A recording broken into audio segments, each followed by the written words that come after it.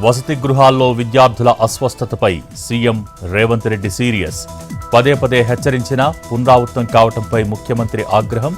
నిర్లక్ష్యంగా ఉంటే ఉద్యోగాల నుంచి తొలగిస్తామని హెచ్చరిక.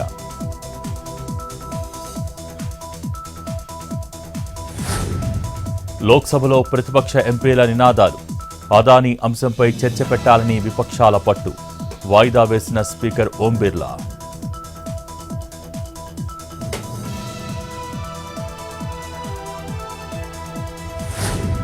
లోక్సభలో ఎంపీగా తొలిసారిగా ప్రమాణ స్వీకారం చేసిన ప్రియాంక గాంధీ.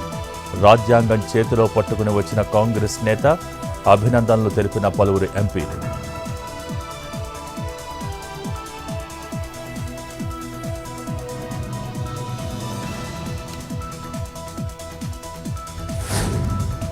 రాంచీలో తెలంగాణ ఉప ముఖ్యమంత్రికి ఘన స్వాగతం.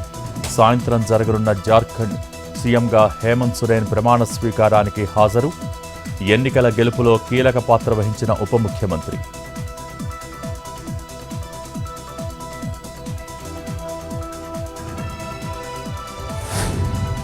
చిత్తూరు జిల్లా నారావారిపల్లెలో మాజీ ఎమ్మెల్యే రామ్మూర్తి నాయుడు కర్మక్రియలు. సోదరుడి చిత్రపటానికి సీఎం చంద్రబాబు నివాళులు. హాజరైన మంత్రులు. కాసేపట్లో సంతాప సభ.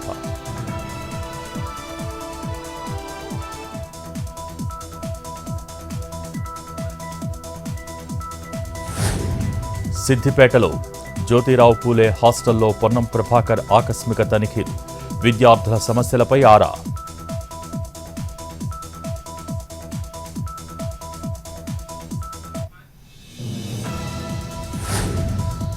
మహాత్మా జ్యోతిరావు పూలే వర్ధంతి సందర్భంగా జగన్ నివాళి. ఆయన చిత్రపటానికి పుష్పాంజలి ఘటించిన మాజీ సీఎం.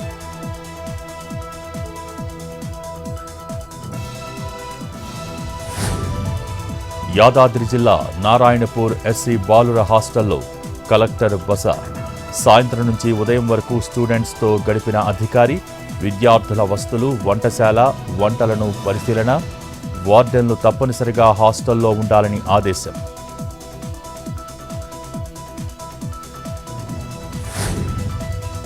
తిరుపతి తలకోనలో భక్తులపై వానరాల దాడి.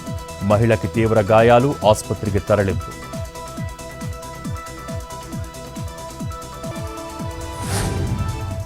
నంద్యాల జిల్లా అరుంధతి నగర్లో క్షుద్ర పూజలు. భయాందోళనకు గురవుతున్న స్థానికులు. స్కూల్ వద్ద రోడ్డుపై ముగ్గుతో బొమ్మలు, నిమ్మకాయలు, వెంట్రుకలతో హల్చల్.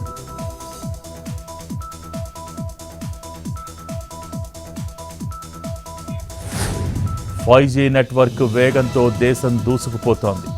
తయారీ, ఎగుమతి రంగంలో భారత్ విస్తరిస్తోందన్న పీయూష్ గోయల్. భారత్ నాణ్యతకు చిరునామాగా మారిందన్న కేంద్ర మంత్రి.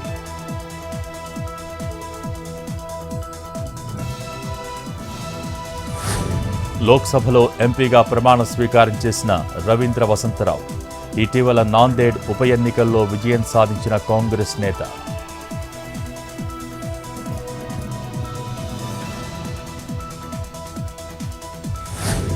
ఢిల్లీలో ఈడీ అధికారులపై భౌతిక దాడి. బిజ్వసన్ ప్రాంతంలో చార్టెడ్ అకౌంటెంట్స్ లక్ష్యంగా ఈడీ హై ఇంటెన్సిటీ యూనిట్ సోదాలు. వారిపై దాడి చేసిన 5 దుండగులు.